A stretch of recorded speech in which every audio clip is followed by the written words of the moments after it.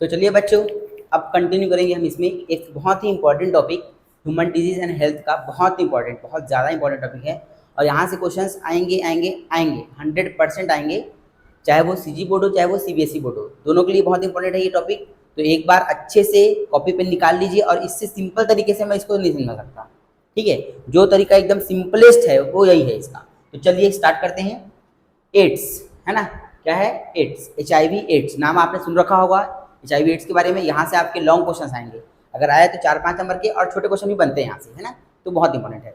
देखिए HIV मतलब human immuno virus, ठीक, ये एक वायरस का नाम है, ठीक है, जो ह्यूमन की इम्यूनिटी पे अटैक करता है, इसलिए इम्यूनो वायरस, ठीक। एड्स नाम क्या है? Acquired immuno deficiency syndrome. Syndrome का मतलब होता है ग्रुप ऑफ डिजीज, याद रखना। सिंड्रोम कभी लगा मतलब ग्रुप ऑफ डिजीज, बहुत सारे उसमें सिम्टम्स जो है वो दिखाई देंगे।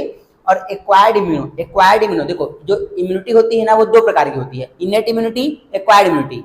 इनेट का मतलब होता है वो इम्यूनिटी जो हमको जन्म से मिलती है, कंजेनाइटल है ना, जन्म से मिलती है, वो क्या होता है? Innate immunity. और जो हमको आफ्टर बर्थ मिलता है, जैसे वैक्सीनेशन के थ्रू मिलता है या और किस तरीके से मिलता है इम्यूनिटी, वो उसको हम बोलते हैं क्या? Acquired immunity. तो याद रखना कि एक्वायर्ड इम्यूनिटी डिफिशियंसी का मतलब होता है कमी। तो आफ्टर बर्थ जो हमको इम्यूनिटी मिलती है ना, उसकी कमी हो जाना, जिसकी वजह से बॉडी में तरह तरह के सिम्टम्स दिखाई देते हैं, अलग अलग प्रकार के रोगों के लक्षण दिखाई देते हैं, इनको हम कहते हैं, पूरे ग्रुप ऑफ डिजीज को बोलते हैं एड्स। तो एड्स एक बीमारी का नाम नहीं है, ये एक ग्रुप ऑफ डिजीज है। जैसे मलेरिया होता है तो एक सिम्टम दिखता है, कपकपी के साथ बुखार आएगा, ठीक। बट अगर एड्स की बारी हम बात करें तो एड्स में कोई एक सिम्टम नहीं है, बहुत सारे सिम्टम है इसके। तो इसको आप अच्छे से दिमाग में बैठा लीजिए। अच्छा, इसका जो वायरस होता है ना वो होता है सिंगल स्टैंडर्ड RNA वाला। सीबीएसई में अगर MCQ आया तो ये बहुत ज्यादा इंपॉर्टेंट बन जाएगा वहां पर कि सिंगल स्टैंडर्ड RNA वाला वायरस कहाँ होता है। तो एड्स में भी है ना, कोरोना में भी है, कोरोना वायरस भी जो कोविड-19 का वायरस है उसमें भी होता है, बट एड्स से क्वेश्चन आ सकता है। अच्छा चलिए अब बात करते हैं इसका ट्रांसमिशन का, कि ट्रांसमिशन कैसे होगा, मतलब ये कैसे फैलेगा, एक इंसान से दूसरे इंसान को कैसे फैलेगा। देखिए मान लो ये एक ह्यूमन है और ये दूसरा ह्यूमन है, ये दो ह्यूमन है। तो तीन तरीके हैं, मैंने पहले लिखा है सेक्सुअल रूट। तो सेक्सुअल रूट का मतलब होता है कि अगर मान के चलो कोई ह्यूमन है, अगर वो मल्टीपल क्या बोलते हैं सेक्स वर्कर से अपना रिलेशनशिप बनाता है, ठीक है, या होमोसेक्सुअलिटी अगर उसमें शो होती है, तो क्या होता है कि ये ह्यूमन के फ्लूइड के थ्रू किसी न किसी तरीके से ये जो है वो ट्रांसमिट हो सकता है, एक से दूसरे में फैल सकता है ये, ठीक है। तो एक हो गया सेक्सुअल रूट आपका, ठीक। उसके बाद एक है पेरेंटल रूट। पेरेंटल रूट में क्या होता है कि ब्लड, जैसे मान के चलो ब्लड है ना, ब्लड तो सेक्सुअल में नहीं आएगा, वो तो ब्लड के थ्रू आएगा। तो ब्लड क्या होता है, जैसे मान लो किसी को एड्स है, HIV एड्स है, अब उस पेशेंट का अगर हमने ब्लड जो है वो क्या किया, क्या बोलते हैं, ट्रांसफ्यूज कर दिया किसको, किसी एक हेल्दी ह्यूमन को, तो वो ब्लड के माध्यम से जो वायरस है HIV का, वो भी जो है वो चला जाएगा उस हेल्दी ह्यूमन में। तो इसको हम बोलेंगे क्या? पेरेंटल रूट है, ठीक है। इसके बाद एक होता है ट्रांसप्लांटल रूट। ट्रांसप्लांटल मतलब होता है कि मदर से फिटस को उसकी होता है ना, माँ से बच्चे को जो होता है, प्लेसेंटा को प्लेसेंटल है ना, ट्रांसप्लेसेंटल, तो प्लेसेंटा को क्रॉस करके ये वायरस जो है वो ट्रांसमिट जा सकता है, ट्रांसफर हो सकता है। तो ये हो जाएगा ट्रांसप्लेसेंटल मेथड, ठीक है। तो याद रखना अच्छे से इसको, ट्रांसप्लेसेंटल मेथड को, ये वाला और ये वाला, तीन ठो, ठीक है।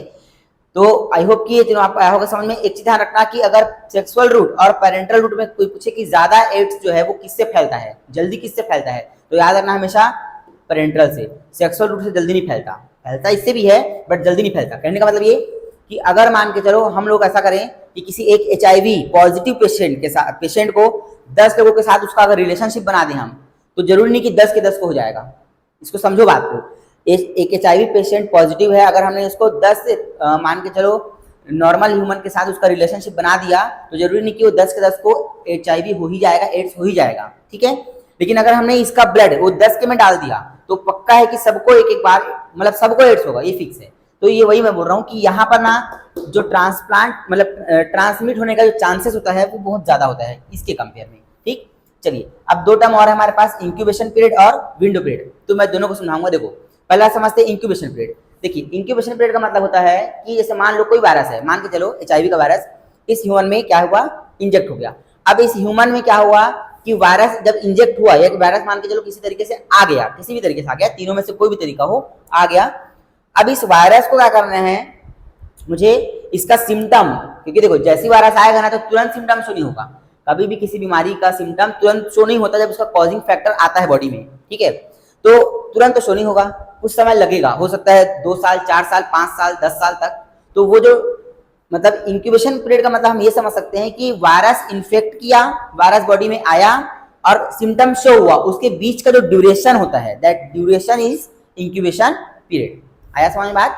वायरस आया बॉडी में, मान लो मेरी बॉडी में वायरस आया और सिम्टम तुरंत शो नहीं किया, 5 साल बाद शो किया, 5 साल बाद, तो मेरा इंक्यूबेशन पीरियड कितना हुआ?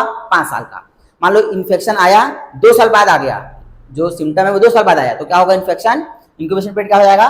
2 साल का हो जाएगा। ये होता है इंक्यूबेशन पीरियड। एक होता है विंडो पीरियड। विंडो पीरियड जो होता है ना, वो ह्यूमन पे डिपेंड नहीं करता, ये तो ह्यूमन पे डिपेंड करेगा, पर विंडो पीरियड जो है ना, वो उस मशीन पे डिपेंड करेगा जिसके हेल्प से हम उस वायरस को या उस बैक्टीरिया को डिटेक्ट करना चाहते हैं। जैसे मान लो ये किसी ह्यूमन, कोई ह्यूमन है मान लो, या मैं मान लो वो ह्यूमन हूँ, मान लो एड्स का वायरस मेरे अंदर एंटर किया, इन केस एड्स का वायरस मेरे अंदर एंटर किया। अब क्या होगा? अब मैंने अपना ब्लड का सैंपल दिया, टेस्ट के लिए सैंपल दिया, ब्लड का जब मैं सैंपल दूंगा टेस्ट के लिए, तो ये मशीन है, ये मशीन जो है इसने क्या किया?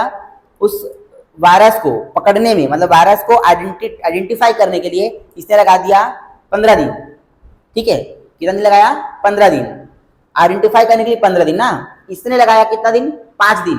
तो मैं बोलूंगा कि इसका जो विंडो पीरियड है वो 15 दिन का है, इसका विंडो पीरियड 5 दिन का है। मतलब ज्यादा अच्छा सेंसिटिव मशीन कौन सा हुआ? ये 5 दिन वाला। तो जो वायरस एंटर किया 5 ही दिन के अंदर में तुरंत क्या किया? आइडेंटिफाई कर लिया उस वायरस को, तो ज्यादा सेंसिटिव मशीन होगा वो वाला, ठीक है। इसके लिए बहुत ज्यादा आजकल तो एडवांस तरीके का मशीन आ गया है, रिया क्लियर। आप जब पढ़ोगे एमबीबीएस लेवल में या मेडिकल फील्ड में जाओगे तो जानोगे उसके बारे में क्या होता है, ठीक है। तो आई होप कि आपको इतना आया होगा समझ में।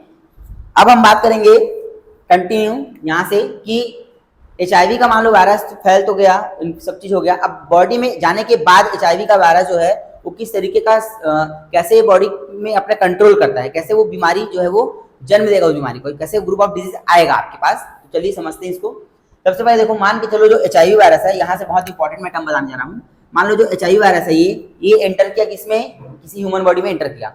ह्यूमन बॉडी में एंटर करने के बाद ह्यूमन बॉडी में क्या होता है ना, जो कनेक्टिव टिश्यू होता है उसमें एक सेल होता है, इसको बोलते हैं मैक्रोफेज सेल। मैक्रोफेज सेल जो कि एक प्रकार का अगर देखा जाए तो मोनोसाइट सेल ही होता है, ठीक है। मोनोसाइट हो गया, या आपने सुन रखा होगा लिवर में जो कुफुर सेल होता है, तो कुफुर सेल, मैक्रोफेज और मोनोसाइट सब एक प्रकार के ही लगभग सेल हैं, इनका फीचर सबका सेम होता है। तो ये भी वही सेल है मैक्रोफेज। अब क्या होगा कि जो वायरस है HIV का, ये मैक्रोफेज में एंटर करेगा और मैक्रोफेज के न्यूक्लियस को ना अपने कंट्रोल में ले लेगा, मैक्रोफेज के न्यूक्लियस को अपने कंट्रोल में ले लेगा। देखिए अब क्या होगा, कंट्रोल में लेने के बाद क्या होता है कि HIV के वायरस के पास ना एक स्पेशल टाइप का एंजाइम होता है, reverse transcriptase enzyme. Reverse transcriptase, देखो ट्रांसक्रिप्शन किसको बोलते हैं हम लोग? ट्रांसक्रिप्शन मतलब क्या होता है? ट्रांसक्रिप्शन मतलब होता है DNA से RNA का बनना, है ना, ये होता है ट्रांसक्रिप्शन। DNA टू RNA बनना, ट्रांसक्रिप्शन। अब रिवर्स ट्रांसक्रिप्शन मतलब क्या होगा? जस्ट उल्टा हो जाएगा, RNA से DNA बन जाएगा। तो करना क्या है HIV वायरस ने कि ये क्या करेगा, न्यूक्लियस को कंट्रोल में लेगा और रिवर्स ट्रांसक्रिप्टेज एंजाइम की सहायता से, उसके हेल्प से रिवर्स ट्रांसक्रिप्शन करेगा, जिससे क्या होगा कि RNA से DNA में बदल जाएगा कौन? HIV का वायरस, ठीक है। इतना क्लियर? अब क्या होगा, virus DNA attached with macrophage DNA। अब वो मैक्रोफेज के जो न्यूक्लियस था ना, उसके DNA के साथ में अटैच हो गया, क्योंकि RNA था तो अटैच नहीं हो पाया, पर अब DNA हो गया तब वो अटैच हो गया। अटैच होने के बाद क्या होगा, फॉर्मेशन ऑफ प्रोटीन। वो क्या करेगा, अपने हिसाब से प्रोटीन बनाएगा, क्योंकि DNA आया उस हिसाब से फिर mRNA बनेगा तो प्रोटीन बनेगा। तो अपने हिसाब से क्या होगा, वो जो अपना वायरस है ना, वायरस जो है वो अपने अकॉर्डिंग प्रोटीन बनाएगा कि उसको अपने, क्योंकि देखो वायरस याद रखना, बॉडी के जब बाहर है तो प्रोटीन नहीं बना सकता, तब तो उसको नॉन लिविंग बोलते हैं। और बॉडी के अंदर आया तो वो प्रोटीन बनाएगा, क्योंकि वायरस का जो पूरा लेयर होता है ना, मतलब पूरा स्ट्रक्चर एक प्रकार से क्या है, न्यूक्लिक एसिड और प्रोटीन ही तो है पूरा। वही वायरस में क्या होता है, न्यूक्लिक एसिड होता है, यानी DNA RNA होता है और प्रोटीन होता है, कैप्सिड और कैप्सोमियर, ठीक है। तो वो एंटर करेगा। याद रखना, वायरस का जो बाहर का आउटर लेयर होता है ना, ये आउटर लेयर, इसको हम बोलते हैं कैप्सिड, जो कि पूरा प्रोटीन से बनता है। अगर मेरे को वायरस बनाना है तो प्रोटीन बहुत जरूरी है उसके लिए, तो इसलिए वायरस क्या कर रहा है, जुगाड़ कर रहा है अपना मल्टीप्लाई करने के लिए, क्योंकि मल्टीप्लाई कब करेगा, जब उसके पास प्रोटीन रहेगा। तो प्रोटीन बनाने का जुगाड़ कर रहा है। चलो जुगाड़ हो भी गया उसका, अब देखो मल्टीप्लीकेशन कर रहा है, प्रोटीन तो बन गया, अब वो करेगा मल्टीप्लाई, संख्या बढ़ाएगा अपनी बहुत ज्यादा, क्योंकि एक दो वायरस बॉडी का कुछ बिगाड़ नहीं सकते, तो संख्या बढ़ाएगा वो। और ये एक बहुत बड़ी प्रॉपर्टी होती है, याद रखना, किसमें, किसी पैथोजन में। देखो मल्टीप्लीकेशन, ठीक है, अडेप्टेशन, ये भी बॉडी में होना चाहिए। अगर कोई वायरस है, कोई बैक्टीरिया अच्छा है, इसका मतलब उसमें अडेप्टेशन की प्रॉपर्टी होनी चाहिए। उसके शरीर में ढलने की क्षमता, ढलने के अनुसार, नहीं तो हमारा बॉडी क्या करेगा, उसको मार देगा ना, तो ढल जाता है हमारे हिसाब से। तो मल्टीप्लिकेशन हुआ मतलब वायरस क्या हुआ, मल्टीप्लाई हो गया। अब क्या होगा देखो, virus come out without destroying macrophage, मतलब क्या होगा, अब वायरस जो है वो उस मैक्रोफेज में, पहले तो मैक्रोफेज में था, अब मैक्रोफेज से बाहर निकलना शुरू हो जाएगा वो वायरस, यूज कर लिया उसको मैक्रोफेज को, अब वहां से बाहर निकलना शुरू हो जाएगा। और जब बाहर निकलेगा ना वायरस, तो क्या करेगा पता है, ये वायरस जो है जब बाहर निकलेगा तो उसको मारेगा नहीं, मैक्रोफेज को डिस्ट्रॉय नहीं करेगा, वो उसको वैसे का वैसे छोड़ देगा, उसको वैसे का वैसे छोड़ देगा। इसको मतलब यूज कर रहे हैं वो एक प्रकार से, किस प्रकार से, फैक्ट्री की तरह यूज कर रहे हैं, फैक्ट्री की तरह अपना प्रोडक्शन किया, मल्टीप्लिकेशन किया, नंबर बढ़ाया, बाहर आ गया, क्या मतलब मारेगा उसको, नहीं मारा। अब HIV virus attack helper T lymphocyte, देखो हेल्पर टी लिम्फोसाइट जो होता है ना, ये बहुत इंपॉर्टेंट लिम्फोसाइट होता है। हमारे पास क्या होता है, बी लिम्फोसाइट और टी लिम्फोसाइट होते हैं। तो टी लिम्फोसाइट का ना अलग अलग टाइप होता है। टी लिम्फोसाइट का काम क्या होता है, तो टी लिम्फोसाइट करता क्या, देखो एकदम सिंपल सा है कि ना हमारे बॉडी में मान के चलो कोई अगर ये आ जाए, कोई पैथोजन आ जाए, कोई बैक्टीरिया, कोई वायरस है, कोई भी एंटीजन आ जाए, तो उसको मारने के लिए एंटीबॉडी जो प्रोडक्शन होता है ये काम करता है बी लिम्फोसाइट, और टी लिम्फोसाइट क्या करता है, सेल इमीडिएटेड इम्यूनिटी, यानी कि टी लिम्फोसाइट खुद ही उसको डायरेक्ट उस पर अटैक करता है। समझो, तो मान लो ये बैक्टीरिया बॉडी में आया, तो इसको मारने का काम दो तरीके से होगा एक तो केमिकल मारेगा और एक तो सेल खुद मारेगा। तो जब सेल खुद मारेगा ना, तो ये काम करता है टी लिम्फोसाइट, टी लिम्फोसाइट।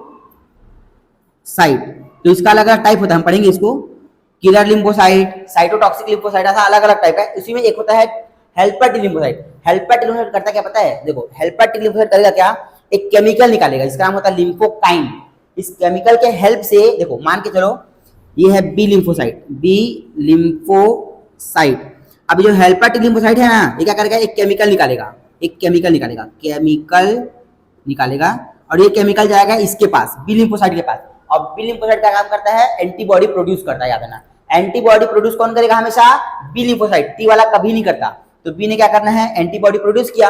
क्यों किया, क्योंकि टी लिम्फोसाइट क्या किया, उसको यहाँ से केमिकल निकाला और वो इंडिकेशन इसको दिया कि आप एंटीबॉडी प्रोड्यूस करो, हमारी बॉडी में कोई अदर पार्टिकल एंटीजन आ चुका है, उसको मारना है करके। तो क्या करेगा, यहाँ से एंटीबॉडी केमिकल निकालेगा, ये एंटीबॉडी प्रोड्यूस करेगा, उसको मारेगा। ये काम हुआ किसका, बी लिम्फोसाइट का, एंटीबॉडी बनाता है। तो पूछे कि एंटीबॉडी कौन बनाता है, तो याद है ना, बी लिम्फोसाइट। टी कभी नहीं बनाता है, टी तो डायरेक्ट मारता है उसको।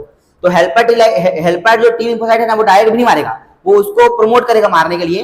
अब बाकी जो टाइप्स हैं टी लिम्फोसाइट के, जैसे किलर टी लिम्फोसाइट हो गया, सप्रेशर हो गया, ये सब इनका काम होता है डायरेक्टली काम करते हैं, ठीक है। तो उसके बारे में हम बाद में बात करेंगे, फिलहाल तो यहाँ देखो तो क्या होगा, देखो कि जो अपना हेल्पर टी लिम्फोसाइट है ना, इस पे अटैक करेगा। फाइनली जब मल्टीप्लाई कर लिया तो इस पे अटैक करेगा। अब तो जो हेल्पर जो टी लिम्फोसाइट है, इसको क्या करेगा, ये ना सीधा सीधा मार देगा। देखो क्या लिखा है, डिस्ट्रॉय हेल्पर टी लिम्फोसाइट। अब उसको डिस्ट्रॉय कर दिया। सोचो जब ये डिस्ट्रॉय हो गया हेल्पर टी लिम्फोसाइट, तो टी लिम्फोसाइट कर क्या रहा था, हेल्पर टी लिम्फोसाइट कर क्या रहा था, लिम्फोकाइन नाम का केमिकल निकाल रहा था। और वो लिम्फोकाइन केमिकल बी लिम्फोसाइट के पास जाता था, और बी लिम्फोसाइट क्या करता था, एंटीबॉडी बनाता था, ताकि किसी दूसरे को मार सके, किसी दूसरे पैथोजन को मार सके। सोचो अगर हेल्पर टी लिम्फोसाइट अगर डिस्ट्रॉय हो गया, इन केस यही डिस्ट्रॉय अगर हो गया, तो सिंपल सी बात है, लिम्फोकाइन निकलेगा नहीं। और जब लिम्फोकाइन नहीं निकलेगा तो ये लिम्फोकाइन बी लिम्फोसाइट के पास जाएगा नहीं। तो बी लिम्फोसाइट को मैसेज ही कैसे जाएगा, कोई इंडिकेशन ही कैसे जाएगा कि आपकी बॉडी में किसी प्रकार का अदर पार्टिकल चला गया है, उसको मारना है। तो यहाँ से ना ये खुद काम करना बंद कर देगा, एंटीबॉडी बनाएगा ही नहीं। तो एंटीबॉडी से बनवा कौन रहा था, हेल्पर टी लिम्फोसाइट। अब हेल्पर टी लिम्फोसाइट को वायरस तो मार दिया, तो यही नहीं रहेगा, तो आगे का काम पूरा रुक जाएगा, ये जो प्रोसेस है रुक जाएगा, ठीक है। तो देखो अब इससे क्या होगा, decrease number of helper T lymphocyte. अगर ये मर जाएगा तो क्या होगा, उसका लेवल कम हो जाएगा। सो एड्स रिलेटेड कॉम्प्लेक्स, जैसे ये होगा तो हमारे बॉडी में एड्स रिलेटेड कॉम्प्लेक्स शुरू हो जाएंगे। क्यों, क्योंकि बॉडी की इम्यूनिटी इतनी ज्यादा वीक हो जाएगी कि कोई भी छोटे मोटे वायरस बैक्टीरिया जो है ना, जिनका लेवल कुछ भी नहीं था, वो भी अब हमारे बॉडी में आके एंटर करेंगे और इन्फेक्शन करेंगे, और हमको क्या करेंगे, हम हमारे अंदर डिजीज जो है वो पैदा करेंगे। तो ये हो जाएगा सिस्टम ऐसा। तो आई होप कि आपको ये पूरा एड्स का सिस्टम ही समझ में आया होगा। एग्जाम में अगर आपके आता है तो आप ऐसे ही ड्रॉ बना के इसको समझा सकते हैं, और या तो फिर आप इसको रिटर्न में अच्छे से समझा के आप लिख सकते हैं। ठीक है, अपने ऑन नोट में लिखना, बिल्कुल आपको नंबर वहां पर मिलेगा।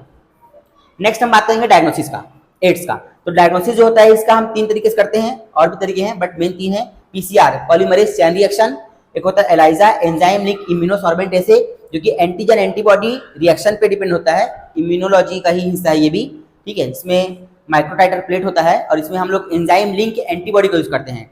अब एंजाइम कौन सा उसमें यूज करते हैं हम लोग, तो अल्कलाइन फास्फेटेज या हॉर्स रेड पेरोक्सीडेज, याद रखना है, ये आ सकता है एग्जाम में। कि इसमें कौन सा एंजाइम यूज करते हैं, तो अल्कलाइन फॉस्फेटेस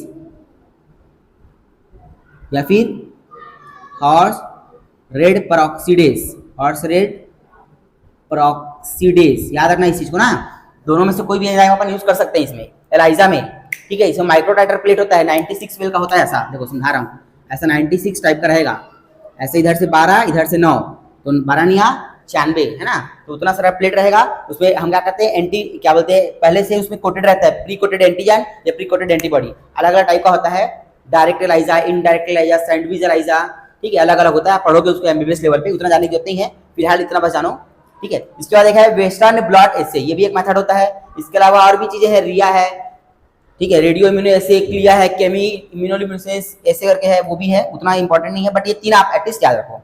अब देखो ट्रीटमेंट क्या है, वैसे तो एड्स कोई ट्रीटमेंट होता नहीं है, इससे केवल हम बच सकते हैं, फिर भी आपका जो ये वाला जो टाइम है ना, इंक्यूबेशन पीरियड जो होता है, इसको बचाने, इसको बढ़ाने के लिए थोड़ा समय हम ले सकते हैं। कैसे, तो एजिडोथाइमिडीन और जिडोविडिन जो है, इसका यूज करके, दो केमिकल का यूज करके, दो दवाइयां हैं, इनका यूज करके हम टाइम पीरियड को बढ़ा सकते हैं। तो जो इंसान 5 साल जीने वाला है वो शायद 5 साल के अलावा 6 साल जी ले, ऐसा हो सकता है, बट इसको खत्म नहीं कर सकते। तो एड्स से बचने का ही उपाय है, हमसे इससे हम बच सकते हैं इससे, ठीक है। एक क्वेश्चन आ सकता है कि विश्व एड्स दिवस कब मनाया जाता है, तो 1 दिसंबर को याद रखना, विश्व एड्स दिवस मनाया जाता है, 1 नंबर का क्वेश्चन आ सकता है ये भी। तो मैंने लगभग एड्स को सारा कुछ कवर कर दिया, आप लोग एक बार इसको देख के चले जाना वीडियो को, तब आपसे ये क्वेश्चन जो है वो बन जाएगा। तो पढ़ाई करते रहिए, ऑल द बेस्ट, फटाफट लिखिए इसको।